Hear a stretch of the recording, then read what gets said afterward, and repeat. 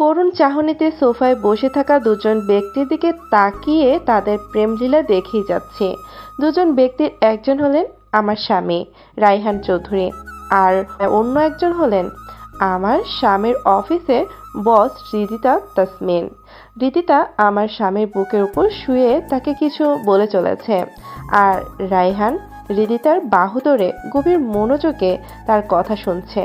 আমি নামের এক প্রাণী যে তাদের সামনে তাদের প্রেমলীলা দেখছি। দুজনে খুব ভালো করেই জানে, তাও তাদের আমার উপস্থিতি নিয়ে কোনো রকম মাথা ব্যথা নেই। কারণ একটু আগেই আমি ডিভোর্স পেপারে সাইন করে রায়হানকে চিরদিনের জন্য মুক্তি করে দিয়েছি। রায়হান হেসে হেসে হৃদিতার কথা শুনতে শুনতেই আমার দিকে তাকিয়ে বলে উঠল, তুমি এখনো আমার বাসায় দাঁড়িয়ে আছো? এখনই নিজের সবকিছু নিয়ে বেরিয়ে যাও। কি হলো? আমি কিছু বলেছি শুনতে পাওনি? জান্নাত।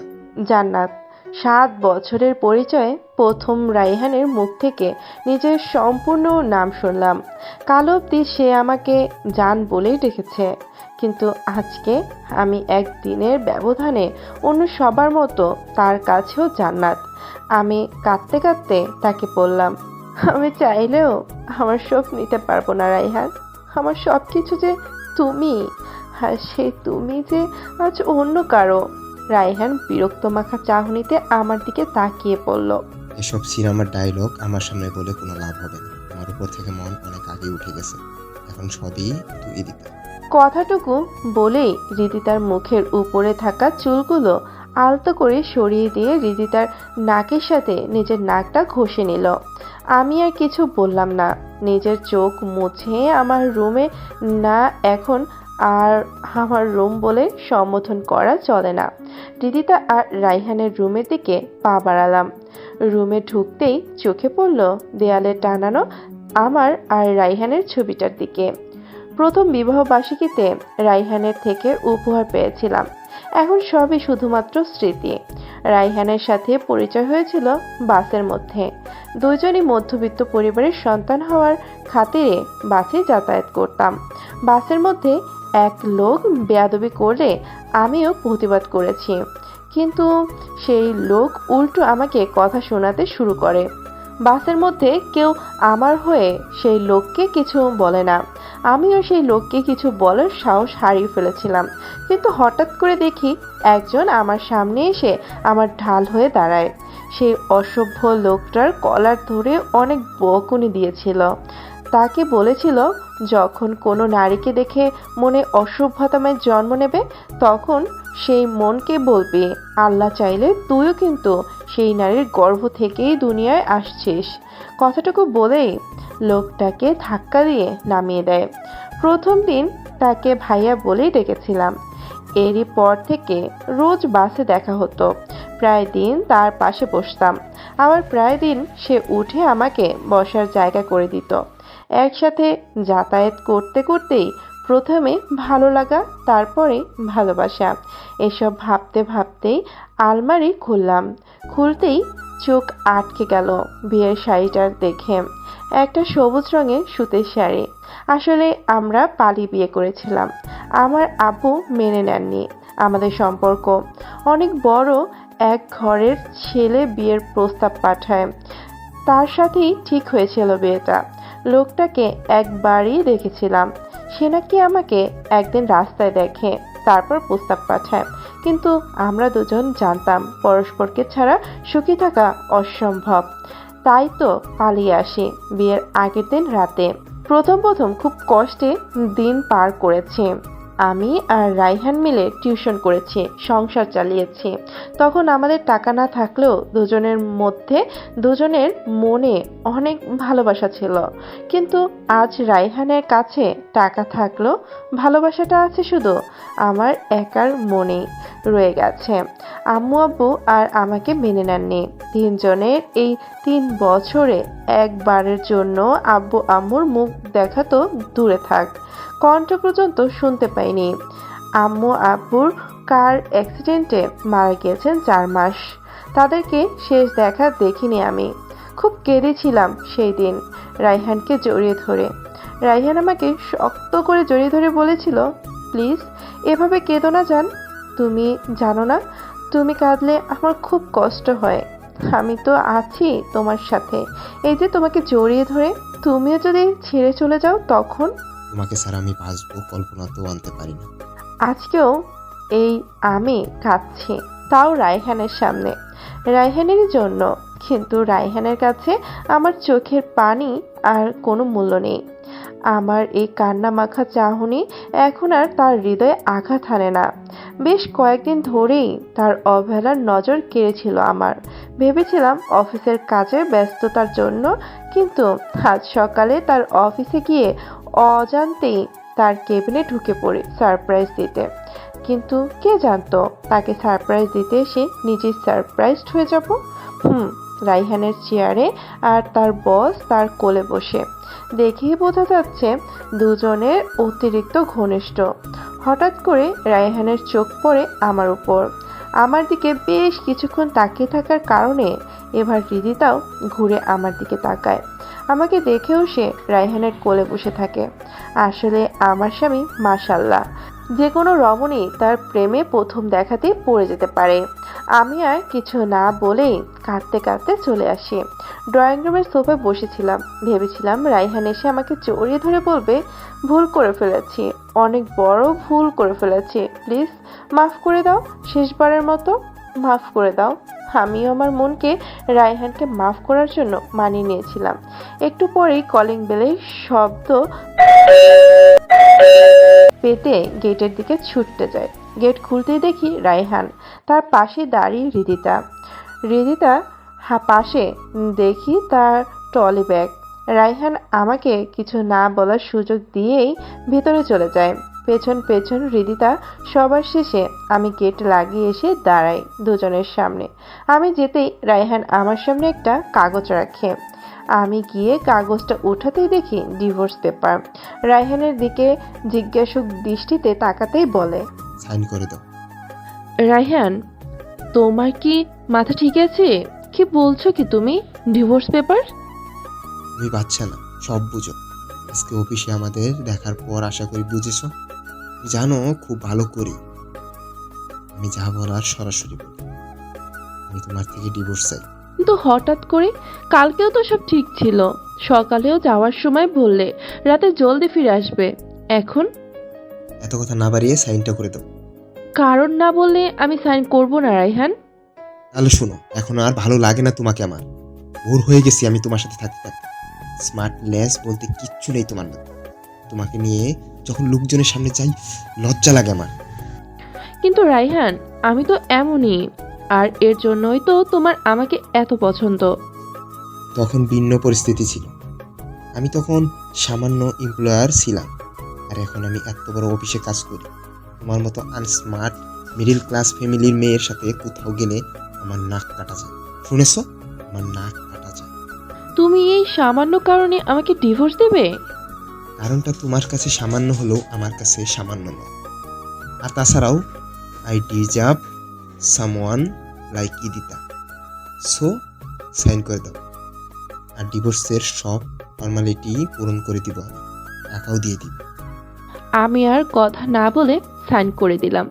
এরপরেই সব ঘটনার উপরেই বলেছি। নিজের বলতে যা ছিল সবই হৃদিতাকে দিয়ে দিয়েছি। এখন আর নিজের বলতে কিচ্ছুই নেই। আমি একটু একটু করে পরম যত্নে সাজিয়েছিলাম এই সংসারটাকে, কিন্তু এই এক হৃদিতার নামের ঝড়ের কবলে পড়ে সাজানো গোছানো সংসারটা ধ্বংস হয়ে গেল। আলমারির ড্রয়ার খুলে প্রেগনেন্সির রিপোর্টটা ব্যাগে ভরে নিলাম। আমি প্রেগনেন্ট জেনেছি সপ্তাহখানেক আগে। রায়হানের ব্যস্ততা আর অবহেলা সামলাতে গিয়ে বলার সময় হয়ে ওঠেনি।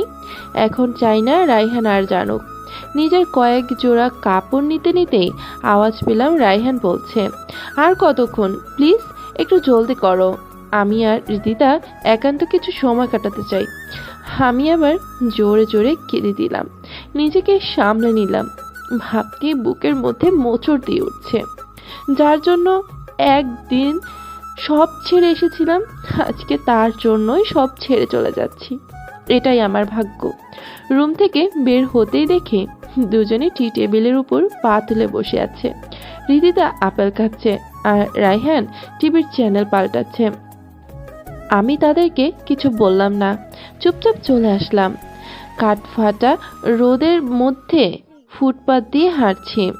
অন্য দিনের তুলনায় আজকে গরমটা অনেক বেশি, বেসামাল গরম আজকে, সহ হচ্ছে না, তাও হাঁটছি। কোথায় যাব জানি না। পরিচিত বলতে এই পৃথিবীতে কেউই নেই।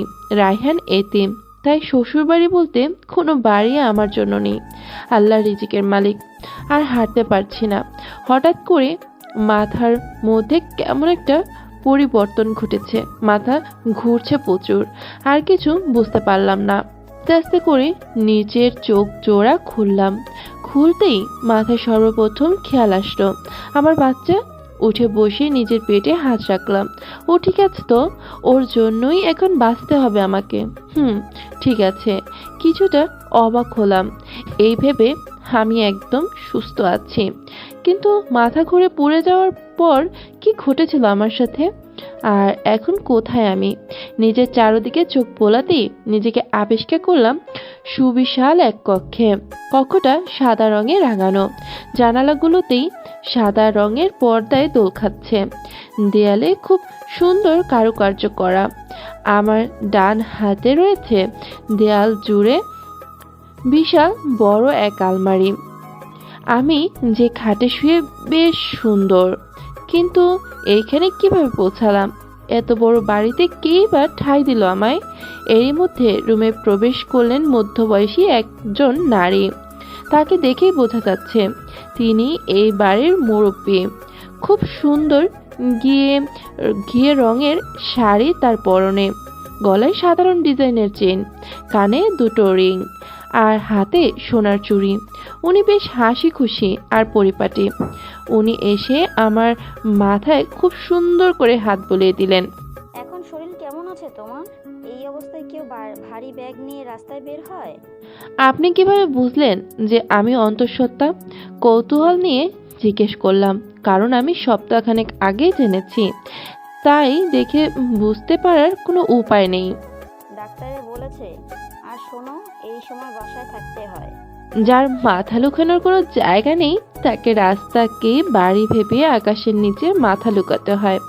মাথা নিচু করে বললাম, কে বলেছে মাথা লুকানোর জায়গা নেই? এই যে এত বড় রুম আছে। বুঝতে বাকি রইল না যে উনি আমাকে অসহায় ভেবে থাকার জায়গা দিতে চাচ্ছেন। মাফ করবেন, কিন্তু আমার পক্ষে এখানে থাকা সম্ভব নয়। আমি জানি না আপনি কে, কিভাবে পৌঁছেছি এখানে, কিন্তু আমি অসহায় হলেও অবলা না। নিজের জন্য কোনো না কোনো ব্যবস্থা ঠিকই করে নিব। কথাগুলো বলতে বলতেই গায়ে দেওয়া পাতলা চাদরটা সরিয়ে উঠে দাঁড়ালাম, কিন্তু আবার মাথাটা চক্কর দিয়ে ওঠে। ফলে জলদি করে বিছানায় বসে পড়ি। মুরব্বী আমার পাশে এসে দাঁড়িয়ে আমাকে ধরেন। আরে এই অবস্থায় এত তাড়াহুড়ো করতে নেই। ডাক্তার বলেছে তোমার শরীর অতিরিক্ত দুর্বল, আর তুমি কোনো কিছু নিয়ে অতিরিক্ত চিন্তায় আছো। কিছু ওষুধ দিয়ে গেছে। এসব যাওয়ার চিন্তা বাদ দিয়ে খাবার খাও, ওষুধ খাও। আমি মাথা চেপে ধরে ওনাকে বললাম, কিন্তু আমি এখানে পৌঁছালাম কিভাবে? আমি তো তুমি রাস্তায় হাঁটতে হাঁটতে বেহুশ হয়ে যাও। আমার দাদুভাই তোমাকে পেয়ে নিয়ে এসেছে। কপাল আছে তোমার যে আমার দাদুভাই সময় মতো থাকতে তোমাকে দেখে নিয়ে এসেছে। না হলে এমন চাঁদের মতন মাইয়ারে লোকে পালাইয়া রাইখা যায় কি করে? যায় না? আর তোমার স্বামী কই থাকে? স্বামী শব্দটা শুনতেও এখন ঘৃণা করে।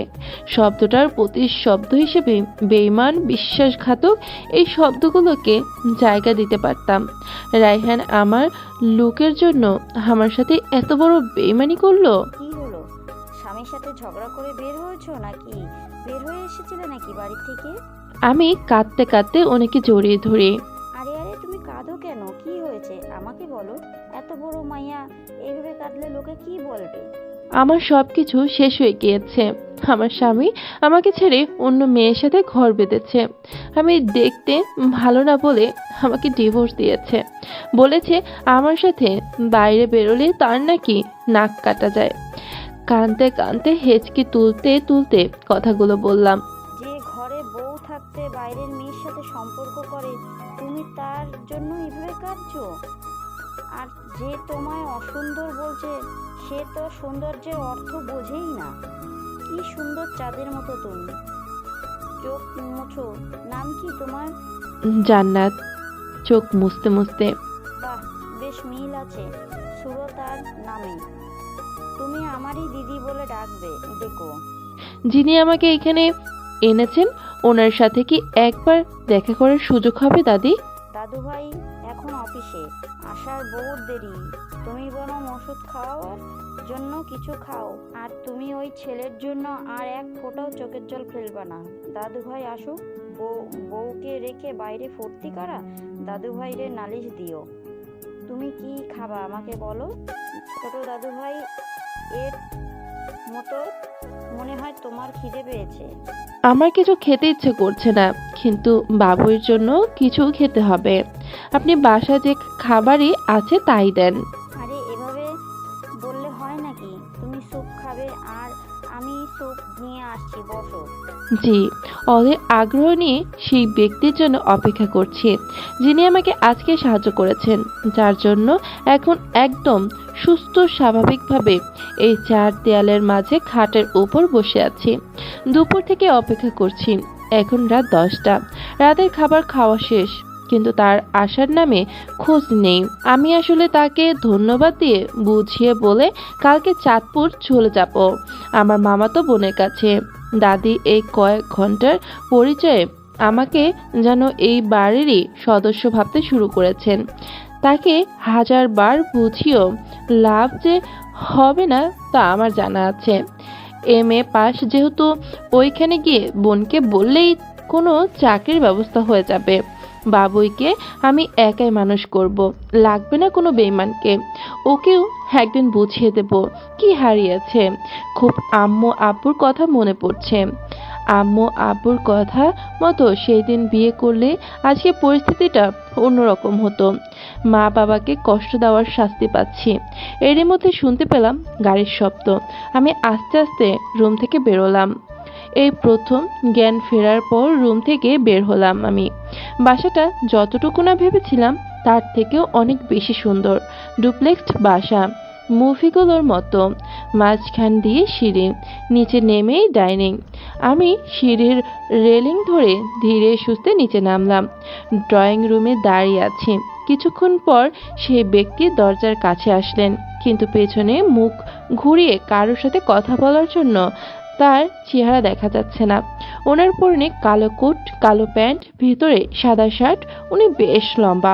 আমি কিছুটা এগিয়ে গেলাম। কি বলবো ওনাকে মনে মনে ঠিক করে রেখেছি, কিন্তু সেই ব্যক্তি আমার দিকে তাকাতেই যেন আমার পায়ের তলা থেকে আস্তে আস্তে মাটি সরে গেল। নিজের চোখকে বিশ্বাস করাটা কঠিন হয়ে পড়েছে আমার জন্য।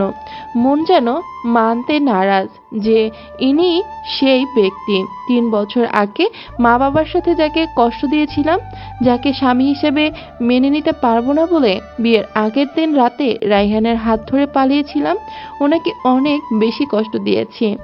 আর সেই তিনিই আজকে আমার জন্য মসিহা হয়ে এসেছেন।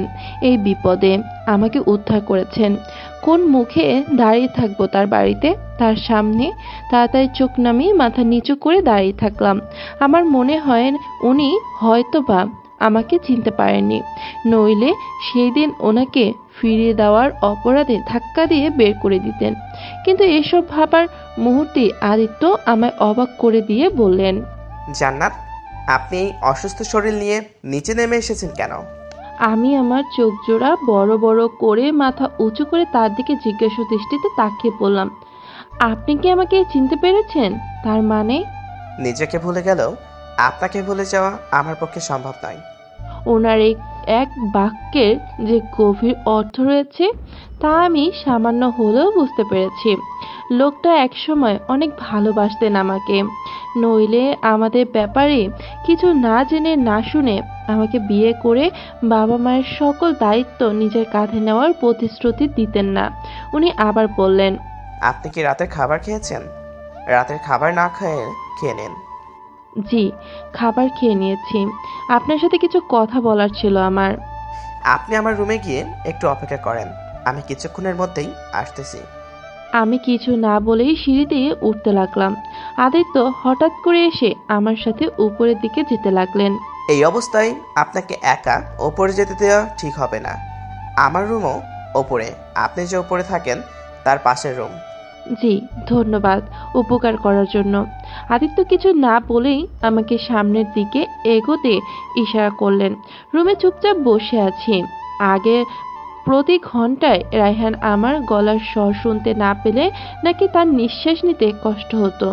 তখন শুনতে খুব ভালো লাগলো, এখন ভাবতেও হাসি পাচ্ছে।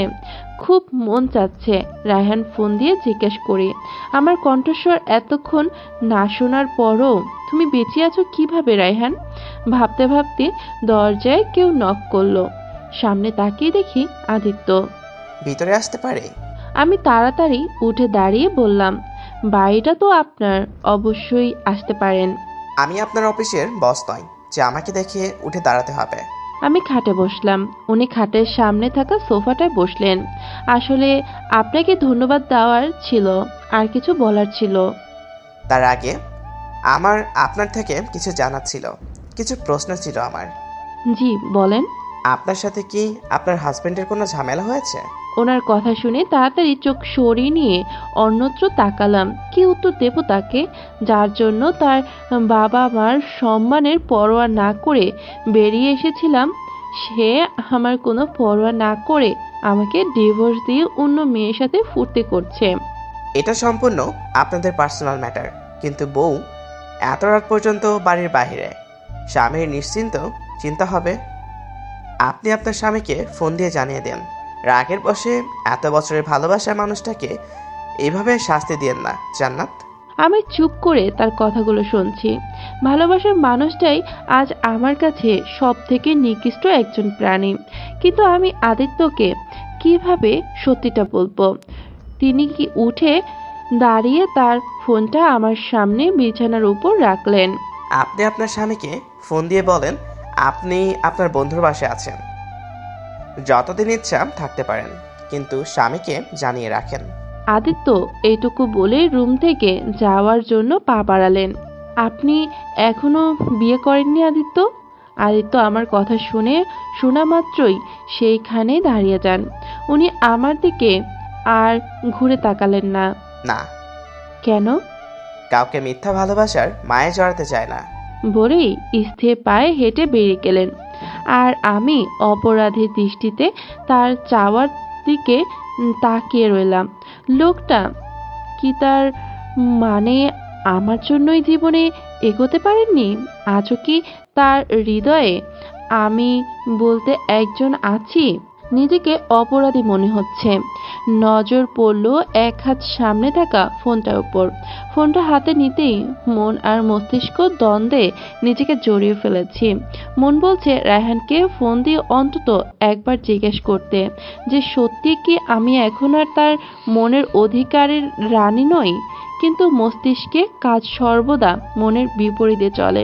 মস্তিষ্ক বলে যে তোর ভালোবাসার মর্যাদা দেয়নি, তুই কেমন আছিস জানার প্রয়োজন বোধ করেনি, তুই কেন তার খোঁজ নিবি, কেন ফোন দিবি তাকে। এই দ্বন্দ্বে ভুগতে ভুগতেই কেউ এসে ফোনটা নিয়ে নিল আমার হাত থেকে। তাকিয়ে দেখি আমার সামনেই আদিত্য দাঁড়িয়ে আছে। তিনি ফোন কেড়ে নিয়ে ফোনের স্ক্রিনে চোখ বোলাতে লাগলেন। আমি তাড়াতাড়ি উঠে ওনার সামনে দাঁড়ালাম। ওনার মুখের হাবভাব দেখেই আমার আর বুঝতে বাকি নেই উনি কোনো বিষয়ে প্রচুর রেগে আছেন। রাগ স্পষ্টভাবে বিদ্যমান তার চেহারায়। ওনার ফর্সা গালে একটা লাল রঙা ভাব লক্ষ্য করলাম। কিন্তু উনি আমার রুম থেকে যখন বাইরে হয়েছিলেন তখনও তো স্বাভাবিক ছিলেন। আমাকে রায়হানের সাথে কথা বলতে বলে ফোন দিয়ে গেলেন, তাহলে এই অল্প কিছু সময়ের মধ্যেই এমন কি ঘটে গেল যে তিনি এত রেগে আছেন? আমার এসব ভাবনায় ইতি টেনে উনি আমার কাছে প্রশ্ন ছুড়ে দেন যে আপনার স্বামী কি আপনাকে চিট করেছে জান্নাত? দাদি যা যা বললেন তা কি সত্যি? কে দিয়ে কি ঘটেছে আমার আর বুঝতে সময় লাগলো না। আমি দাদিকে যা যা বলছি তার সবটাই তার মানে দাদি আদিত্যকে বলেছেন। আর এর জন্যই এই সামান্য সময়ের ব্যবধানে আদিত্যের মেজাজ তুঙ্গে উঠে গিয়েছে। আমি কিছু না বলে মূর্তির ন্যায় চুপ করে সাদা নীল টাইলসের দিকে তাকিয়ে রইলাম। লজ্জায় মাথা কাটা যাচ্ছে আমার। মনে মনে ভাবলাম, যদি আদিত্য এখন বলে বসেন, যার জন্য আমাকে সেদিন অপদস্থ করেছিলেন, আমাকে বিয়ে না করে যার সাথে সংসার গড়ে তুলেছিলেন, সে আজকে আপনাকে ছেড়ে দিল, সেই মানুষটাকে নিজের করেও রাখতে পারলেন না জান্নাত। ছি ছি, এই ছিল আপনার ভালোবাসা? এই কয়েক বছর যেতে না যেতেই শেষ হয়ে গেল? যদি উনি আমাকে এই প্রশ্ন করে বসেন, তখন কি উত্তর দেব আমি তার? এই রাতেই যদি বের হয়ে যেতে হয়। কিন্তু উনি আমাকে আজকে দ্বিতীয়বারের মতো অবাক করে দিয়ে বললেন, মানুষ কতটা নিকৃষ্ট না হলে আপনার মতো একটা মেয়েকে এইভাবে একা ফেলে চলে যায়। তার ওপর আপনি অন্তঃসত্ত্বা। আফসোস হচ্ছে আপনার স্বামীর জন্য। এইভাবে সে কত মূল্যবান জিনিস হারিয়ে ফেললেন তার জীবন থেকে। সর্বদা ভাবতাম আপনার স্বামী নিশ্চয়ই অনেক ভালো একজন মানুষ, তাই আপনার মতো মানুষ পেয়েছেন, কিন্তু সে তো একটা নীচ। গভীর মনোযোগে তার বলা কথাগুলো শুনছিলাম। উনি বড়ই অদ্ভুত, নইলে অসম্ভব ভালো।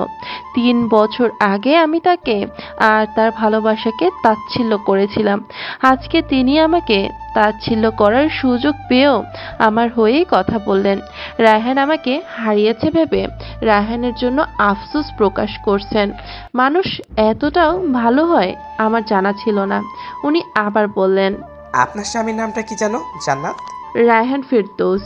আপনি যদি রাজি থাকেন তাহলে আমি এখন তার অফিসের বসকে ফোন করে দিয়ে তার চাকরির থেকে বরখাস্ত করে দিতে পারি।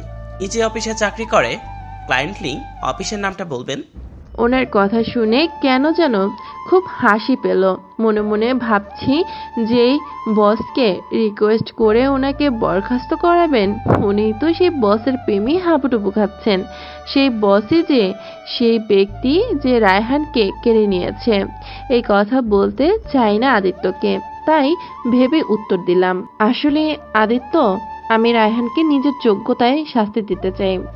ওকে ভুল প্রমাণ করতে চাই। আমিও যে এই সমাজের সাথে তাল মিলিয়ে চলতে পারি। আপনার যেটা ভালো মনে হয় সেটাই করবেন। এখন রেস্ট করুন। আর আই এম সো সরি তখন ওইভাবে ফোনটা নিয়ে নেওয়ার জন্য। দাদির কথাগুলো শুনে মাথা গরম হয়ে গিয়েছিল। Really very sorry. এইভাবে বলবেন না, আপনার জায়গায় আমি থাকলেও এমনটাই করতাম। ভাগ্যিস ফোনটা নিয়ে নিয়েছিলেন, নইলে আমিও আবেগের বশে এসে বোকার মতো রায়হানকে ফোন দিয়ে ওর সামনে নিজেকে পুনরায় ছোট করতাম। সত্যিই আপনি অন্যরকম। আপনার স্থানে যদি অন্য কেউ থাকতো তাহলে নিজের ভাগ্যকে দোষারোপ করত, কিন্তু আপনি পরিস্থিতিটাকে বুঝে সত্যকে মেনে নিয়ে সামনের দিকে এগিয়ে যাওয়ার সিদ্ধান্ত নিয়েছেন। যে আপনাকে অপমাননা করেছে তাকে তার ভুলের শাস্তি দেওয়ার সিদ্ধান্ত নিয়েছেন। খুব বেশি খুশি হয়েছি আমি আপনার এমন সিদ্ধান্তে।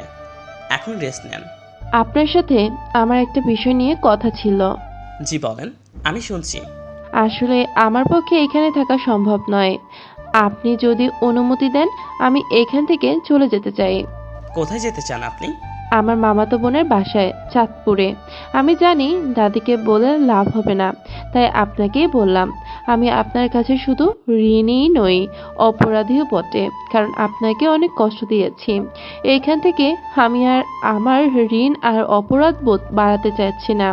যতদিন না আপনার সন্তান দুনিয়ায় না আসছে আপনি পারেন এখানে থাকেন। আপনি ভেবেন না আমি আপনার উপর দয়া করছি। আমি মানুষত্ব বলে একটা জিনিস আমার মধ্যে আছে, তাই বিপদে আপনাকে চলে যেতে দেওয়া আমার পক্ষে সম্ভব নয়। অপরন্ত আপনার বোন সর্বোচ্চ 1 মাস আপনাকে তার কাছে রাখতে পারে।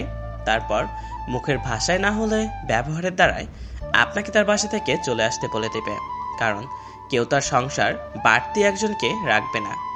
যদি ভেবে থাকেন চাকরি করবেন বলে রাখি, আপনাকে দেখে ডাক্তার এসেছিলেন, উনি বলেছেন আপনি মাতৃত্ব দুর্বল এবং হিমোগ্লোবিন বেশ কম, তাই আপনি যে কোনো সময় অসুস্থ হয়ে পড়তে পারেন। তাই একজন লোক দরকার যে সর্বদা আপনার আশেপাশে থাকবে, আপনার যত্ন নেবে। খেয়াল রাখবেন, আপনি যদি এই বাড়ি থেকে চলে যান বিপদে পড়বেন। সন্তানদের কোনো ক্ষতি হয়, আপনি যেন নিজেকে রক্ষা করতে পারবেন না, আমিও পারবো না। আমি তাই অনুরোধ করতেছি, পারলে এইখানেই থাকেন, বাকিটা আপনার ইচ্ছা। শান্ত গলায়। মেঝের দিকে তাকিয়ে এক নিঃশ্বাসে কথাগুলো বলে ফেললেন। এক মুহূর্তের জন্য বিরতি নেননি।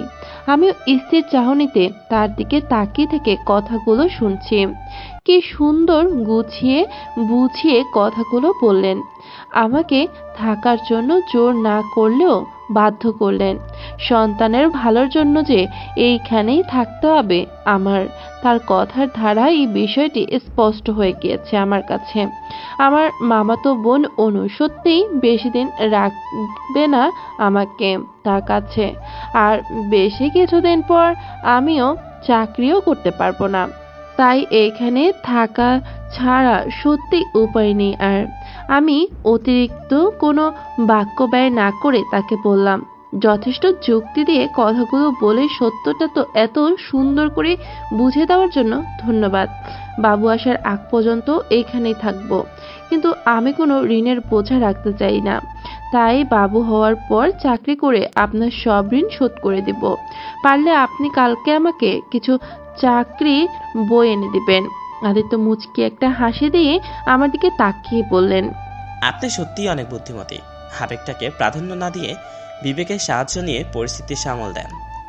আপনার মধ্যে জীবনে সফল হওয়ার যোগ্যতা আছে, আর সফল হওয়ার জন্য যে বুদ্ধিমাত্রার প্রয়োজন হয় দুইটি রয়েছে। চাকরি নিয়ে কোনো চিন্তা করবেন না, আমি কালকে আপনাকে বই এনে দিব। এসব চিন্তা বাদ দিয়ে ঘুমিয়ে পড়েন। বেশ রাত জাগা উচিত নয়। শুভরাত্রি। কথাগুলো বলেই উনি বেরিয়ে গেলেন। আমি মনে মনে ভাবছি আবার যেন এমন কিছু না হয় যার কারণে উনি রাগান্বিত হয়ে পুনরায় ফিরে আসেন। খুব চিন্তায় ছিলাম এই নিয়ে, ওনাকে কিভাবে রায়হানের কথাগুলো বলতাম। কিন্তু আল্লাহ আগাগোড়াই আমাকে বিপদে সাহায্য করেন, ঠিক আজকেও যেভাবে সাহায্য করেছেন। আমি গিয়ে আয়নার সামনে দাঁড়িয়ে উপর থেকে নিচ পর্যন্ত চোখ বুলে নিলাম। নিজেকে দেখছি আর ভাবছি রাহানের জন্য কতটাই না পরিবর্তন করেছি নিজেকে। ওর কথায় নিজের লম্বা মাজা ছাড়ানো চুলগুলো লেয়ার কাটে কেটে ধ্বংস করেছি। শর্ট কামিজ আর সালোয়ার ওর পছন্দ নয় বলে সব সময় ফুল হাতার কলার দেওয়া লং কামিজ চুড়িদার পরার অভ্যাস করেছি। কিন্তু আর নয়, আর বদলাবো না নিজেকে। যেমন প্রতিবাদী ছিলাম তেমন প্রতিবাদী হয়ে উঠব। আমাকে নিয়ে বাইরে গেলে রায়হানের নাক কাটা যেত, এই কথার উত্তরস্বরূপ আমাকে ছেড়ে দিয়ে কত বড় ভুল করেছে এটা তাকে বোঝাবো। এরই মধ্যে দাদি আসলেন। দাদি এইভাবে মন খারাপ করে দাঁড়িয়ে থাকা দেখে ভুরু কুচকিয়ে কিছুক্ষণ তাকিয়ে থেকে বললেন, মন খারাপ একদম করবে না। মন খারাপ করছিলাম না দাদি, আফসোস করছিলাম। আফসোস তো করবে সে যে তোমার মূল্য দেয়নি। এখন ঘুমিয়ে পড়ো। একা ঘুমোতে পারবে নাকি আমি তোমার সাথে ঘুমোবো? না দাদি, পারবো। তাহলে শুয়ে পড়ো, আমি তোমার মাথায় বিলি কেটে দিই। দাদির কথা মতো আমি শুয়ে পড়লাম। দাদিও আমার মাথায় বিলি কেটে দিতে লাগলেন। আমি আস্তে আস্তে ঘুমের রাজ্যে হারিয়ে গেলাম। ঘুমের ঘোরে কাত হয়ে শুয়ে নিজের ডান হাত দ্বারা নিজের বাঁ পাশে থাকা ব্যক্তিকে স্পর্শ করার চেষ্টা চালাচ্ছি। বেশ কিছুক্ষণ যাবৎ হাত এই দিক থেকে ওই দিকে সরিয়েও সেই ব্যক্তিকে স্পর্শ করতে ব্যর্থ হলাম। তখন অজ্ঞতা নিজের মাথার নিচ থেকে বাম হাত বের করে বাড়িয়ে দিলাম তাকে খোঁজার জন্য। বাম হাত দিয়ে এদিক ওদিক খুঁজেও পেলাম না রায়হানকে। আলসেমিটা আমার উপর ভর করে থাকায় চোখ খুলতে পারছি না। এরই মধ্যে বুঝতে পারলাম কোনো স্থান হতে তীব্র আলো এসে আমার চোখের উপর পড়ছে। উফ, বিরক্তকর। কিন্তু আমি তো জানালার উল্টো পাশে ঘুমোই, আর জানালা দিয়ে এত তীব্র আলো আসা সম্ভব নয়। তাহলে জলদি করে নিজের চোখ জোড়া খুলে উপরে তাকাই, এই ফ্যান কই গেল? উঠে বসে জানালার দিকে তাকাতেই সব নতুন জিনিসগুলো চোখে পড়তেই এক এক করে সব স্মৃতি চোখের সামনে স্পষ্টভাবে ভেসে উঠল। স্মৃতিগুলো দানা ঝাপটাতেই চোখের সামনে সব ঝাপসা হয়ে আসে। নোনা পানির ফোঁটা গাল বেয়ে পড়ল। আমি জলদি করে হাতের উল্টো পিঠ দিয়ে সেই জল মুছে গায়ের চাদর সরিয়ে উঠে দাঁড়ালাম। ঘড়িতে তাকিয়ে দেখি 8টা 30। আমার এখনো হাই উঠছে, ঘুমো ঘুমো ভাব কাটেনি। ফ্রেশ হতে হবে, কিন্তু আমার ব্যাগ কই? পুরো রুম খুঁজে কোথাও পেলাম না। এখন জিজ্ঞেস করব কাকে? এখন না হয় মুখ ধুয়ে নিই। টাওয়াল নেওয়ার জন্য আলমারির সামনে দাঁড়িয়ে আলমারি খুলতেই চোখগুলো কোঠর থেকে বের হয়ে আসার উপক্রম। আমার সব কাপড়, তার জিনিসপত্র আলমারিতে খুব সুন্দর করে পরম যত্ন সহিত রাখা হয়েছে। বেশ ভালোই লাগলো দেখে। নিশ্চয়ই দাদি করেছেন। কাবার থেকে সবার উপরের ড্রেসটা নিয়ে ওয়াশরুমের দিকে গেলাম। জানালার পাশে হাত ভাঁজ করে স্থির চাহনিতে বাইরে চেয়ে রয়েছি। সত্যি বলতে সবার সামনে সত্য মেনে নিলেও মন আমার সত্য মেনে নিতে নারাজ। বাড়ি থাকলে এখন ব্যস্ততায় আমাকে ঘিরে রাখতো। ঘুম থেকে উঠে রায়হানের নাস্তা বানিয়ে টাই বেঁধে দিয়ে অফিসে পাঠানো, ঘরের কাজ, রান্না, রায়হানের খেয়াল রাখা, এত কিছু করতে গিয়ে এই নিজেকে ভালোবাসতে ভুলে গিয়েছি। আসলে রায়হান এতটাকে ভালোবাসতো আমাকে যে আমার আর নিজেকে ভালোবাসার প্রয়োজনই পড়েনি। তোমাকে এত বুঝিয়েও কোনো লাভ হলো না। হঠাৎ এমন এক বাক্যে কানে ভেসে আসতে অজানা কোনো জিনিসের উপর থেকে চোখ সরিয়ে পেছনে তাকালাম। তাকানোর আগেই কণ্ঠের সাহায্যে বুঝতে পেরেছি যে দাদি এসেছেন। আমি ঘুরে তাকিয়ে দেখলাম দাদি মুখটা ছোট করে আমার দিকে তাকিয়ে রয়েছেন। আমি আহত দৃষ্টিতে তার দিকে তাকালাম। শুভ সকাল দাদি। আমি কি তোমারে প্রতি উত্তরে সুপ্রভাত বলতে মানাবো? আমার কাছে সকালটা শুভ হলেও তোমার কাছে যে সকালটা মোটেও শুভ নয় তা তোমার চাহনিতে প্রকাশ পাচ্ছে। নাস্তা করে নাও, বেশিক্ষণ খালি পেটে থেকো না। দাদি, আপনি আমাকে যে ব্যক্তিকে ভুলে থাকতে বলেছেন, নিজের অজান্তেই যে সে আমার খেয়ালে চলে আসে। 7টা বছর ধরে তার মায়াতেই নিজেকে বেঁধে রেখেছি। আয়নার সামনে দাঁড়ালে নিজের মাঝে তাকেই দেখি। আকাশের পানে তাকালেও তার মুখখানাই ভেসে ওঠে। কিভাবে ভুলে থাকবো তাকে? কথাগুলো বলতে বলতে দাদিকে জোরে কান্না করে দিলাম। দাদিও আমায় শক্ত করে জড়িয়ে ধরলো। আমি তোমার একবারে ওকে ভুলতে বলিনি, বলেছি ওর কথা মন খারাপ করবি না, ওর কথা ভাববি, কিন্তু ওর কথা ভাবলে তখন তোর মাথা যেন একটা জিনিসই আসে, সেটা হলো শাস্তি। ওর জন্য যেন তোর মনে আর মায়া না জন্ম নেয়। কিন্তু দাদি, চাইলেও যে ওর জন্য মনের মধ্যে যে মায়া রয়েছে তা ত্যাগ করতে পারছি না। কারণ তোর মনে ওর জন্য যেটা সৃষ্টি হয়েছে সেটা হলো অভিমান, ঘৃণা নয়। একবার ঘৃণা জন্ম দিলে তোর সব কিছু নিমেষে ওকে শান্তি দেওয়ার নেশায় পরিণত হবে। যাকে এত বছর ভালোবেসে এসেছি তাকে চাইলেও যে ঘৃণা করতে পারছি না। কারণ তুই ওর ক্ষেত্রে বাইরে থেকে যত নিজেকে কঠোর দাবি করলেও ভিতরে অনেক দুর্বল। তুই ভাবছিস ভালোবাসার মানুষকে কিভাবে শাস্তি দিবি, কিন্তু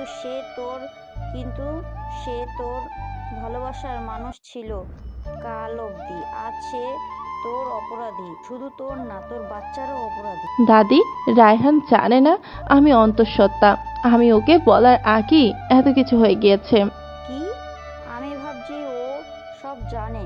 কালকে বাচ্চার দাবি নিয়ে তোর সামনে দাঁড়ালে তুই কি করবি? কোন অধিকারে দাঁড়াবো দাদি? আমি 9 মাস পেটে রাখবো আমার বাচ্চাকে তার মতো বেঈমানকে দেওয়ার জন্য, যে আমার সাথে এইভাবে বেঈমানি করলো। সে যে আমার বাচ্চাকে ভালো রাখবে, আমাকে মেরে ফেললেও এ কথা মানবো না। দরকার হলে তার বিরুদ্ধে কেস করে লড়বো, তাও আমার বাবুকে কাউকে দেব না। দেখলি মায়ের ভালোবাসার জোর? বাচ্চার কথা উঠতে কিভাবে সব ভালোবাসা, সব মায়া ভুলে গিয়েছিস। বাচ্চার জন্য সবার সাথে লড়তে নিজেকে প্রস্তুত করে ফেলবি। এটাই মায়ের ভালোবাসা। আর এই ভালোবাসার কাছে সব ভালোবাসা হেরে যায়। খুব ভয় করে বাবুকে নিয়ে।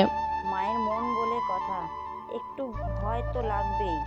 এখন আগে খেয়ে নে, চল। দাদি, আদিত্য চলে গিয়েছেন? না, নাস্তা করেছে। নাস্তা করে যা। ও চলেন। আমি সিঁড়ি দিয়ে নিচে নামতে দেখি আদিত্য ফোনে কাজ করা নিয়ে ব্যস্ত হয়ে আছেন। নামমাত্র তার সামনে নাস্তার প্লেট রাখা। আমি তার সামনে দাঁড়িয়ে হালকা কাশি দিতেই উনি আমার দিকে তাকিয়ে ভূত দেখার মতো চমকে ওঠে তড়ি করে দাঁড়িয়ে পড়লেন। আমি ওনার এমন কাজে হাসি দিয়ে তার এমন কাজের জবাবে তার উত্তরই তাকে দিয়ে দিলাম। আমি আপনার অফিসের বস নই যে আমাকে দেখে দাঁড়িয়ে যেতে হবে। উনি আমার এমন উত্তর স্বরূপ খুব সুন্দর হাসি দিয়ে বললেন, আমি আপনাকে দেখে নয়, আপনার জন্য চেয়ার বের করতে দাঁড়িয়েছি। উনি ওনার কথাটুকু শেষ হওয়ার মাত্রই আমার পাশে দাঁড়িয়ে চেয়ার বের করে দিয়ে চোখের ইশারায় বসতে বললেন। আমিও ভদ্র মেয়ের মতো বসে পড়লাম। এবার উনি ওনার আসনে বসতেই আমি বললাম, আমার উপর আপনার করুণা করেছেন, আমি আপনাদের উপর করুণা করিনি, তাই আমি নিজের কাজ একা করতে পারবো। আদিত্য আমার কথা শুনে কি বলবে হয়তোবা বুঝতে পারলেন না, তাই কিছুক্ষণ চুপ থেকে তারপর বললেন, বাসায় যদি আপনার সব থেকে পছন্দের মানুষ বেড়াতে আসে আর আপনি আমাকে যে কথা বললেন সে যদি আপনাকে সেই কথা বলে, আপনার কতটুকু খারাপ লাগবে জান্নাত? আমি মাথা নিচু করে আছি।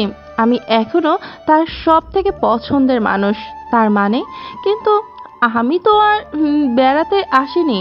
তাহলে কি সারা জীবন থাকবেন আমার সাথে? আমি ওনার দিকে চোখ বড় বড় করে তাকিয়ে বললাম, আমি তো বাবু হলেই চলে যাব। আমার জানা মতে যারা মেহমান তারা কিছুদিন পরে চলে যায়। আমি এক বড় নিঃশ্বাস ফেলে বললাম, আপনার সাথে তর্কে জেতা অসম্ভব। আপনি বেশ ভালোই যুক্তি দিতে পারেন। উনি এবার কিছুটা জোরেই হাসলেন, তারপর আবার ফোনে মন দিলেন। হাসলেন কেন বুঝলাম না। এরই মধ্যে দাদি এসে আমার সামনে বসেন। একজন সার্ভেন্ট এসে খাবার দিয়ে চলে গেলেন। আমি চুপচাপ খাবার খাচ্ছি। দাদি হঠাৎ করে চিল্লিয়ে বললেন, দাদুভাই কয়বার বলা লাগে যে খাবারের টেবিলে বসে ফোন চালাবি না? দাদি, আমি তো অফিসের কাজ করছি আর খাচ্ছিও তো। আমি কৌতূহলী ভাব নিয়ে বললাম, কখন খেলেন? কই, আমি তো আপনাকে এক গাল খাবারও খেতে দেখলাম না। উনি আমার কথা শুনে বিষম খেলেন। জলদি করে তার দিকে পানির গ্লাসটা এগিয়ে দিলাম। উনি এক ঢোকে সব পানি খেয়ে নিয়ে গ্লাসটা পাশে রেখে দাদিকে বললেন, দাদি, তুমি দেখি ভালোই সঙ্গী পেয়েছ, একদম তোমার ফটোকপি। যা সত্যি তাই তো বললাম। আর খাবার এভাবে রাখলে খাবার রাগ করবে। খাবারেরও যে রাগ হয় তা আমার জানা ছিল না।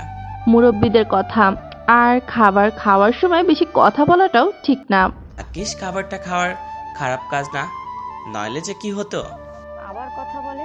কেউ আর কিছু বললাম না। খাবার শেষে আদিত্য যাওয়ার সময় বললেন উনি নাকি সন্ধ্যায় বই নিয়ে আসবেন। আমি শুধু মাথা ঝাঁকালাম। সন্ধ্যায় বসে আছি, সারাদিন বসে বসে ভেবেছি কিভাবে কি করব, কিভাবে সামনে এগোবো। সব ভেবে এই সিদ্ধান্ত নিয়েছে যে রায়হানের খুশির জন্য নিজেকে বদলে যে ভুল করেছি সবার আগে সেই ভুল শুধরাবো। স্মার্টনেস বলতে এসব লেয়ার কাটের চুল আর ছোট টাইট ফিটিং পোশাককে বোঝায় না। যদি ছোট পোশাকেই মেয়েদের স্মার্ট সুন্দর লাগতো, তাহলে শাড়ি নামক পোশাককে নারী নামক প্রাণীকে দেখে মানুষ তার প্রেমে পড়তো না। সব গল্পে নারীকে শাড়িতে কতটা মানায় তা লেখকদের লেখার ভাষাতেই স্পষ্ট। লম্বা চুলের মেয়েদের এত কদর করতে না। কারোর জন্য নিজেকে বদলানোর থেকে সেই মানুষটার মানসিকতা বদলানোটাই হলো বুদ্ধিমত্তার পরিচয় দেওয়া, যা আমি এত পরে বুঝেছি। এত চিন্তার মশালগুলো থাকে একদিন চিন্তাবিধি হয়ে যাবেন। আমি সামনে তাকিয়ে দেখি আদিত্য গেটে দাঁড়িয়ে। আমি উঠে দাঁড়ালাম না। উনি এসে আমার সামনে একটা ব্যাগ রাখলেন। সো মিস চিন্তাবিধি, আপনার বই। আমি জলদি উঠে ব্যাগ খুলতে আশ্চর্য। সর্বশেষ পর্যায়ে পৌঁছে তৎক্ষণাৎ আবার যেইখানে ছিলাম সেইখানে ফিরে আসলাম। সবগুলো বই এক এক করে বের করছি আর শুনছি। পুরো 19টা চাকরির বই। এত বই আমি কি করব আদিত্য? কি করবেন মানে? পড়বেন। দেখেন, 1.5 বছর আগে মাস্টার শেষ হলে যা পড়াশোনা সব হজম হয়ে গিয়েছে, আর আমিও হেল্প করব যতটা সম্ভব। এত পড়বো কখন এত বই? দিনে দুপুরে বিকালে সন্ধ্যায় পড়বেন আর রাতে ঘুমাবেন। কিছু না বলে বইগুলো দেখতে লাগলাম। এইভাবেই আস্তে আস্তে দিন যেতে পুরো একটা মাস পার হয়ে গেল। এই এক মাসে অনেক যত্ন নিয়েছে আমার আদিত্য আর দাদি মিলে, কিন্তু রায়হান আমার খোঁজ নেওয়া তো দূরে থাক, আমাকে হয়তোবা ভুল করেও তার চিন্তাতে আনেননি। সে নাকি তার বসের বাড়িতেই থাকে, কথাগুলো সব জেনেছি আমার বান্ধবীর কাছ থেকে। এই 1 মাসে নিজেকে যতটুকু পেরেছি পাল্টানোর চেষ্টা করেছি। চোখের নিচের কালিটা কিছুটা কমেছে, মুখের ফ্যাকাশে ভাবটাও চলে গিয়েছে। এখন আর রায়হানের কথা মাথায় আসলে কষ্ট হয় না, একদম কষ্ট হয় না যে তা নয়, কিন্তু সাথে রাগও হয়। মনের মধ্যে রায়হান নামের মানুষের জন্য ঘৃণার বীজ বুনতে আমি কিছুটা হলেও সফল। আদিত্য অনেক সাহায্য করে আমায় চাকরির পড়াপড় করতে, যতটুকু পারে সময় দেয়, আমিও নিজের সর্বটাই দিই। আজকে সকাল থেকে মনটা কেমন একটা করছে, এক অজানা ভয় কাজ করছে বুকের মধ্যে, কিছুতেই পড়ায় মন বসছে না। তার উপর ঘড়ির নষ্ট, বারবার সময় দেখার জন্য টিভি দিতে ব্যস্ত হচ্ছে। ওষুধ খেতে হবে তো, না পেরে টিভির রিমোট থেকে ব্যাটারি বের করলাম ঘড়িতে লাগাবো বলে। খাটের পাশের টুলের সব জিনিস খাটের উপর রেখে টুল টেনে দেয়ালের পাশে আনলাম। এই কাজ রোজ করি, পড়ার ভয় নেই। টুলের উপর উঠে ঘড়ি নেওয়ার জন্য উপরের দিকে হাত বাড়ালাম, নাগাল পাচ্ছি না। আমি আবারও বেশি লম্বাও না, আর টুলটাও বেশি বড় নয়। পায়ের আঙুলের উপর ভর দিয়ে পায়ের পেছনের দিকটা কিছুটা উপরে তুলে হাত যায় তাই উঠালাম, কিন্তু হঠাৎ করে যে কি দিয়ে কি হলো, বাম পাটাই টান দেখলাম আর নিজেকে সামলাতে পারলাম না। টুল থেকে পা পিছলে গেল। আর হসপিটালের বেডের উপর শুয়ে আছি আমি, হেঁচকি তুলে তুলে কাঁদছি আর অনবরত চোখের পানি ফেলে চলেছি। চাইতেও এই চোখের পানি থামানো সম্ভব না। খুব রাগ হচ্ছে নিজের উপর।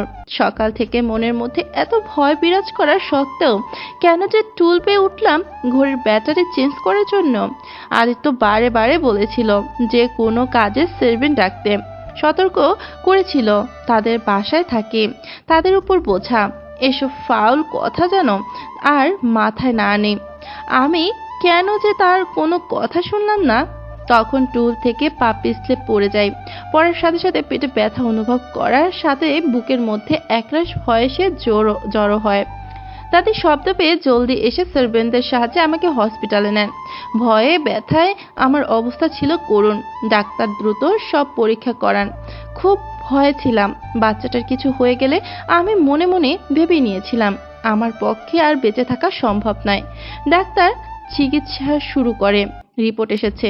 ডাক্তার জানালো যে যেহেতু টুলটা উঁচু ছিল না আর আমিও বেশি একটা উপর থেকে পড়িনি, তাই তেমন কোনো ক্ষতি হয়নি, কিন্তু ভয় পাওয়ার জন্য বাচ্চার উপর একটু ইফেক্ট পড়তে পারে। এই শুনে ভয় আরো বেড়েই চলেছে। যদিও ডাক্তার বলেছেন তেমন কোনো সমস্যা হবে না, আমার শরীর বেশ দুর্বল, আর যেহেতু এত ভয় পেয়েছি তাই কয়েকদিন হসপিটালে থাকতে হবে। দাদি আমার পাশে বসে আছেন। আমি ভেবেছিলাম তিনি হয়তোবা আমার উপর রাগ করবেন, অনেক বকা দেবেন, কিন্তু আমার পাশে বসে আমার মাথায় আস্তে আস্তে হাত বুলিয়ে দিচ্ছেন। হঠাৎ করে দাদি বলে ওঠেন, থাক, আর কাঁদতে হবে না। ডাক্তার তো বলেছেন যে বাচ্চার তেমন কিছু হবে না, আর যা হয় সব আল্লাহর ইচ্ছায়। দাদি অনেক বড় কিছু হয়ে গেলে তখন কি হতো? যেহেতু কিছু হয়নি আর এমুকো এনো না, আর এখন থেকে সাবধানে চলাফেরা করবে, নইলে ভাগ্য সবসময় এমন সহায় হয় না। দাদুভাই এর কথাটুকু কানে নেবে। আমি তো বুঝিনি দাদি কিভাবে যে পা পিছলে কাটলো। এরই মধ্যে কেউ হুড়মুড়িয়ে কেবিনে ঢুকলো। আমি আর দাদি সেদিকে তাকাতে দেখি আদিত্য ঘেমে ভিজে যাওয়ার ফলাফল স্বরূপ পরনে থাকা আকাশি শার্টটাও ভিজে গায়ের সাথে এঁটে আছে।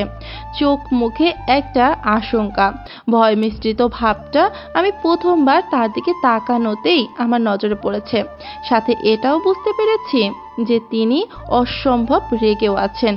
সেই দিনের সেই লাল রঙা ভাবটা আজকেও আছে তার চেহারায়। তিনি কিছুটা উঁচু গলায় দাদিকে বললেন, দাদি, জান্নাতের সাথে একান্তে কিছু কথা বলতে চাই।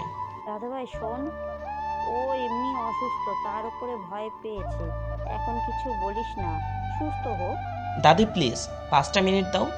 দাদি আর কিছু না বলে আমার দিকে করুণ দৃষ্টিতে তাকিয়ে চলে গেলেন। আমি চুপচাপ চোখের পানি ফেলতে লাগলাম। উনি গর্জে উঠে বললেন, এই ন্যাকা কান্না একদম করবেন না, একদম মিথ্যা চোখে জল ফেলবেন না। কি প্রমাণ করতে চাচ্ছেন? হ্যাঁ, যে আমি আপনার বাচ্চার জন্য অনেক চিন্তা, অনেক কেয়ার করছেন। আমি ওনার কথায় বেশ অবাক হই। এসব কি ধরনের কথা? আমার বাচ্চাকে নিয়ে অবশ্যই আমি কেয়ার করব, যা হয়েছে ভুলবশত। আপনি কি ধরনের কথা বলছেন আদিত্য? সত্যি কথা বলছি, আপনাকে যেমন ভেবেছিলাম আপনি মোটেও তেমন না। সেলফিশ আপনি। আপনি আপনার বাচ্চাটা যেমন সুস্থ থাকেন, তাই আপনি নিজের সর্বোচ্চ দিয়ে চেষ্টা করেছি, কিন্তু আপনি আপনার আত্মসম্মানবোধকে প্রাধান্য দিতে গিয়ে নিজের কাজ নিজে করতে গিয়েছিলেন। উফ, আরেকটার জন্য কি?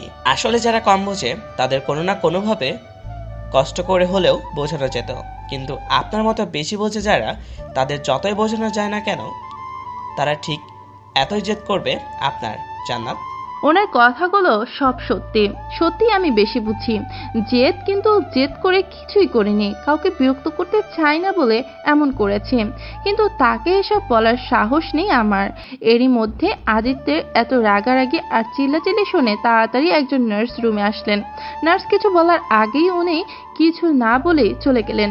দেখলাম দাদিও গেলেন তার পেছন পেছন। নার্স এসে আমায় বলল, ঠিক আছেন? জি, কিন্তু বাবু? ডাক্তার তো বলেছেন সিরিয়াস কিছু না, তাহলে এত চিন্তা করছেন? মনের মধ্যে ভয় করে যে। আমারও মন চাচ্ছে আপনাকে বকি, কিন্তু আপনার স্বামী যে পরিমাণ বকা দিল তা শুনে তো আমি নিজেই ভয় পেয়েছি। কিন্তু আপনি অনেক লাকি, আপনার স্বামী যেভাবে ছুটে আসলেন, ওনার দেখে মনে হচ্ছিল যেন ওনার নিজেরই কিছু হয়েছে। অনেক বেশি ভালোবাসে আপনাকে আর বাচ্চাকে। আমি কিছু বললাম না। বুঝেছি উনি আদিত্যকে আমার স্বামী ভেবেছেন। ওনাকে কি বলবো যে আদিত্য আমার স্বামী না? স্বামী কেন, ওনার সাথে কোনো সম্পর্ক নেই আমার। আমার স্বামী বেইমানি করেছে, ডিভোর্স দিয়ে দিয়েছে, তাই উনি আমায় আশ্রয় দিয়েছেন। ওনার প্রথম ভালোবাসা ছিলাম, কিন্তু আমি তার ভালোবাসাকে ফিরে দিয়েছিলাম। নার্স বললেন, এত ভাববেন না, রাগ করে থাকতে পারবে না, ভেঙে যাবে রাগ। আপনি মেডিসিন নিয়ে রেস্ট নিন। নার্স মেডিসিন নিয়ে চলে গেলেন। এরই মধ্যে দেখি দাদি ফিরে এসেছেন। আজকে 7টা দিন পার হয়ে গেল। এই 7টা দিন আমি এই হসপিটালের 4 দেয়ালের মাঝে বন্দি ছিলাম। এখন আর হাসপাতালের এই কক্ষটাকে আমার ভালো লাগছে না। নিজেকে এক বদ্ধ পাখি মনে হয়। আর এই কক্ষটাকে একটা সোনার খাঁচা। সোনার খাঁচা বললাম কারণ কক্ষটা যে কোনো দিক দিয়ে কম তা নয়। আদিত্য সব থেকে ভালো কক্ষে আমায় রেখেছেন, কিন্তু এখানে সব থাকলেও নেই স্বাধীনতা নামক জিনিসটি। নিজেকে ডাক্তার, নার্স আর দাদির হাতের পুতুল মনে হয়। যেভাবে তারা চায় আমার ঠিক সেইভাবেই থাকতে হয়। না পারি মন মতো হাঁটাচলা করতে, না পারে জানালার পাশে দাঁড়িয়ে খোলা আকাশটাকে দেখতে। এই জন্যই এই সুন্দর কেবিনটা আমার কাছে একটা তুচ্ছ স্থান মাত্র। মন শুধু এই বলে জ্বালিয়ে মারছে যে কবে ফিরবি বাসায়, কবে আবার নিঃশ্বাস নিবি খোলা বাতাসে। শাস্তি পাচ্ছি আমি নিজের বোকামির জন্য। আদিত্য তো ভুলে গিয়েছেন আমায়। আমাকে একবার দেখা তো দূরে থাক, ফোন পর্যন্ত দেননি দাদির ফোনে। দাদিকে রোজ জিজ্ঞাসা করি যে আদিত্য থেকে আমার খোঁজ নেন, আমি কেমন আছি। ভুল করে হলেও একবার জিজ্ঞেস করেন। দাদি মুখটা কাচুমাচু করে রেখে বলেন উনি নাকি দাদির সাথে প্রয়োজনের বেশি কথাই বলেন না। দাদির উপর রাগ করার কি হলো বুঝি না। খাটের উপর শুয়ে শুয়ে বা হাতের আঙুলে দিয়ে চুল নিয়ে খেলা করছি। সারাদিন এই কাজটাই করি, অভ্যাস হয়ে গিয়েছে। এরই মধ্যে নার্স আসলেন। এই নার্স মেয়েটা বেশ চটপটে আর ভালো। একটা ছেলের সাথে প্রেম করে। সেই প্রেমিকের কথা আর তাদের প্রেমের কাহিনী রোজ সন্ধ্যায় এসে আমায় বলে। বেশ ভালোই লাগে, কিন্তু আবার হঠাৎ হঠাৎ রায়হানের কথা মাথায় আসতেই বুকের ভেতর মোচড় দিয়ে ওঠে। মেয়েটা এসে আমায় বলল, আমাকে রেখে তো চলে যাচ্ছেন আজকে, আমার তো আপনাকে অনেক মনে পড়বে। আমি তার কথার শুরু থেকে শেষ পর্যন্ত কিছুই বুঝে উঠতে সক্ষম হয়নি। অজ্ঞতা জিজ্ঞেস করে বসলাম, কোথায় যাব আমি? আমায় কি অন্য কোনো হাসপাতালে নিয়ে যাওয়া হবে? না, ডাক্তার আপনাকে রিলিজ নিয়ে দিয়েছে আজকে, কিন্তু আপনাকে কড়া ভাষায় বলতে বলেছেন এমন কোনো ভুল বা বোকামি দ্বিতীয়বার যেন আবার না করেন। আর খাওয়া দাওয়া, ঘুম সব ঠিক মতো করবেন, কোনো কিছু নিয়ে চিন্তা করবেন না। আর শোনেন, মাঝে মাঝে মাথা ঘুরতে পারে আপনার, যেমন হুঠাৎ দাঁড়ালে বা ঘুম থেকে উঠতে বা এমনি, তাই সাবধান। আর শরীরে রক্ত হয়, এমন খাবার খেতে বলেছে, ভালো না লাগলেও খেতে হবে। রিলিজ দেওয়ার কথা শুনে খুশিতে আমার মনের মধ্যে লাড্ডু ফুটছে। দুর্বল না হলে এক্ষুনি লাফ দিয়ে নেমে ওনার সাথে নাচতে শুরু করে দিতাম। কিন্তু উনি আবার বললেন, এত খুশি হয় না, বেশি দুর্বল হয়ে পড়লে আবার ভর্তি হতে হবে। সেটা তখন দেখা যাবে। আমাকে এত সুন্দর নিউজটা দেওয়ার জন্য অনেকগুলো ধন্যবাদ, কিন্তু আপনাকে অনেক মনে পড়বে। সে তো আমারও মনে পড়বে। আপনি মাঝে মাঝে না হয় দেখতে চেয়েন আমাকে, যে আমি ডাক্তারের কথা ঠিকমতো শুনছি নাকি। তা না হয় যাবো। উনি আমার হাতে ক্যানোলা খুলে দিলেন। খুলে দেওয়ার সাথে সাথেই সামান্য রক্ত বেরিয়ে আসে। উনি তুলো দিয়ে রক্ত মুছে সেই স্থানটা আস্তে কিছুক্ষণ চেপে ধরে রাখেন। কিছুটা ব্যথা লাগলেও একটু পর রক্ত বন্ধ হয়ে আসে। উনি একটা লিকো প্লাস লাগিয়ে দিলেন। দাদি কোথায় জানেন? হসপিটালের বিল দিতে গিয়েছে। আচ্ছা, আপনাদের তো নার্স, মেয়েটার নামটাই বললাম না। মেয়েটার নাম জ্যোৎস্না। জ্যোৎস্না আমার সাথে কথা বলছে আর তার কাজ করছে। আমার পক্ষে আর শুয়ে থাকা সম্ভব না, তাই আমি উঠে দাঁড়ালাম। কিন্তু জ্যোৎস্নার কথা সত্যি প্রমাণ করতে আমার মাথাটা সত্যিই চক্কর দিয়ে উঠল। আমি তাড়াতাড়ি বিছানায় বসে পড়ি। তখনই কেউ দরজার কাছ থেকে বলে ওঠে, আরে আরে, কি করছেনটা কি? নার্স এতক্ষণ ধরে ঝুলানোর তো কথা না, আপনার কানে গেল না? আমি আমার কল্পনাতেও আনিনি যে আমি হাসপাতালে আদিত্যকে দেখব। আমার তো এমন অবস্থা যেন আমি অমাবস্যার রাতে চাঁদ দেখে ফেলেছি। আমি কি এই দিন দুপুরে জেগে জেগে স্বপ্ন দেখছি? বুঝে উঠতে পারছি না। এবার আদিত্য এসে আমার সামনে দাঁড়িয়ে জিজ্ঞেস করলেন, আরে, আপনি কি ঠিক আছেন? আমি তাও তাকিয়ে আছি। আদিত্য দাঁড়িয়ে আমার সামনেই। ভাবতেই কেমন যেন লাগছে। এবার জ্যোৎস্না এসে ঝাঁকিয়ে বলল, আরে উনি কিন্তু জিজ্ঞেস করছেন কই হারাইলেন আপনি। আমার এবার হুঁশ আসলো। আমি বললাম, আপনি এইখানে কখন এলেন আবার? আরে উনি তো রোজ এইখানে এসে দরজার বাইরে দাঁড়িয়ে থাকেন। আমি এবার ওনার দিকে চোখ বড় বড় করে তাকিয়ে বললাম, কি আপনি লুকিয়ে লুকিয়ে আমাকে দেখতে আসতেন? আমি আদিত্যের দিকে তাকিয়ে দেখি এক হাত পকেটে রেখে মুখটা উপরের দিকে দিয়ে দাঁড়িয়ে আছে। কোনো কথা নাই আর তার মুখে। তার মানে আমাকে এতদিন দাদি মিথ্যা বলেছেন নিশ্চয়ই এই লোকের কথায়। বাট আদিত্য রেগে নেই। ভাবতে কেমন যেন ভালো লাগা কাজ করছে। আমি বেজায় খুশি। খুশি হলে আবার আমার মাথার কোনো ঠিক থাকে না। হুট করে উঠে দাঁড়িয়ে টুস করে আদিত্যকে জড়িয়ে ধরলাম। Thank you, thank you, thank you আমার উপর রাগ না করে থাকার জন্য। উনি তো জমে বরফ হয়ে গিয়েছেন। আকস্মিক আমার এমন কাজে উনি নড়াচড়া বন্ধ করে দিয়ে স্ট্যাচু অফ লিবার্টিতে পরিণত হয়ে দাঁড়িয়ে আছেন। জ্যোৎস্না তাড়াতাড়ি করে কাশি দেয়। এতে করে খুশি আর ঘোরের গ্রহ থেকে আমি আবার আমার বাসস্থানে পৃথিবী নামক গ্রহে এশিয়া নামক মহাদেশের মধ্যে দেশ বাংলাদেশের ঢাকায় যে হসপিটালে ছিলাম সেইখানে পৌঁছে আদিত্যকে ছেড়ে দিয়ে মাথা নিচু করে বেড ঘেঁষে দাঁড়ালাম। আদিত্য অফিসে যাচ্ছে বলে চলে গেলেন। লজ্জায় নাক, মাথা, চুল, নখ সব কাটা যাচ্ছে। কি করলাম আমি? এই জন্যই বলে, ভাবিয়া করিও কাজ, করিয়া ভাবিও না। কিন্তু সর্বদা অঘটন ঘটানোর পরে এই প্রবাদ বাক্য আমার মনে পড়ে। তাকে দেখে রিমি হাসছে। আমি আবার চুপচাপ বসে পড়লাম নিজের রুমে। সরি, আদিত্যরা যে রুমে থাকতো দিয়েছে সেই রুমে খাটের উপর বসে বসে আদিত্যের বিচরণে নিজেকে ব্যস্ত করে ফেলেছি। আগে একদিন আমায় না দেখলে রায়হানের নাকি রাত ঠিক মতো ঘুম হতো না। আমি ঘুমিয়ে যাওয়ার পর সে আমার দিকে তাকিয়ে থাকতো। ঘুমের মধ্যে যার কিছুটা আভাস আমি পেতাম, কিন্তু এখন আমি নেই বলে হয়তোবা তার ঘুমটা ভালো হয়। সে এখন কই থাকে, কি করে, খুব জানতে চাই। কিন্তু তখনই মন বলে ওঠে সে যেখানেই থাকবে ভালো থাকবে। বাসা থেকে তোকে বের করে দেওয়া হয়েছিল, তাকে না। তার কথা স্মরণে এনে নিজের কাছে অপমান করাটা নেহাতি বোকামি। তাই আমি এসব চিন্তাকে মন থেকে বাদ দিলাম। আজকে যে কাজ করেছি তারপর কিভাবে যাব আদিত্যের সামনে যাব, কিন্তু কথা বলবো না। রাতে আমি ভাগ্যক্রমে বেঁচে গিয়েছি। দাদি এসে খাবার দিয়ে গিয়েছেন, তাই আর আমার রুম থেকে বের হওয়া লাগেনি। এখন রাত 1:56, কিন্তু আমার চোখে ঘুম নামক কোনো কিছুই নেই। অস্বস্তি লাগছে আদিত্যের সাথে সব মিটম্যাচ না করা পর্যন্ত। তাকে বলতে হবে যে আমি মানুষটাই এমন। জানালার পাশে দাঁড়িয়ে পর্দাগুলোকে আমার থেকে দূরে সরিয়ে দিলাম। শান্তি লাগছে না তাও। আমার রুমের সাথে কোনো ব্যালকনি নেই, কিন্তু আলাদা খোলা একটা ব্যালকনি আছে এই বাড়িতে। এই রাতে কেউ জেগেও নেই। আমি তাই রুমের দরজাটা আস্তে করে খুললাম। খুলে ধীর পায়ে ব্যালকনির দিকে এগোচ্ছি। এমনভাবে পা ফেলছি মনে হচ্ছে আরেকটু জোরে পা ফেললেই ফ্লোর যেন ব্যথা পাবে। আদিত্যের রুমের গেট বন্ধ। ব্যালকনির কাছে এসে দেখি দরজা দেওয়া। দে উপরের ছিটকানি দিয়ে রেখে দিয়েছে। হাত বাড়ালাম, সেম প্রবলেম, নাগাল পাই না। কিন্তু এবার স্বপ্নেও দূর দূর উঁচু হয়ে দরজা খোলার কথা ভাবাও পাপ।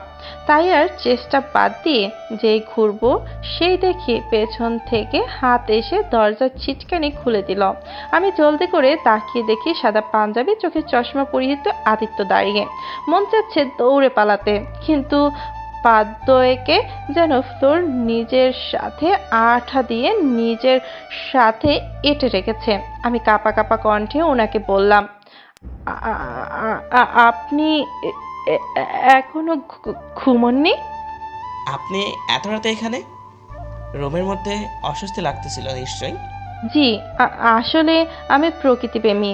রুমের মধ্যে যা বদ্ধ স্থানে থাকতে পারি না। উনি আমাকে ইশারায় ব্যালকনিতে যেতে বললেন। আমিও পা বাড়ালাম, উনিও পা বাড়ালেন। আমি রেলিংয়ের সাথে ঘেঁষে দাঁড়ালে উনি বলে উঠলেন,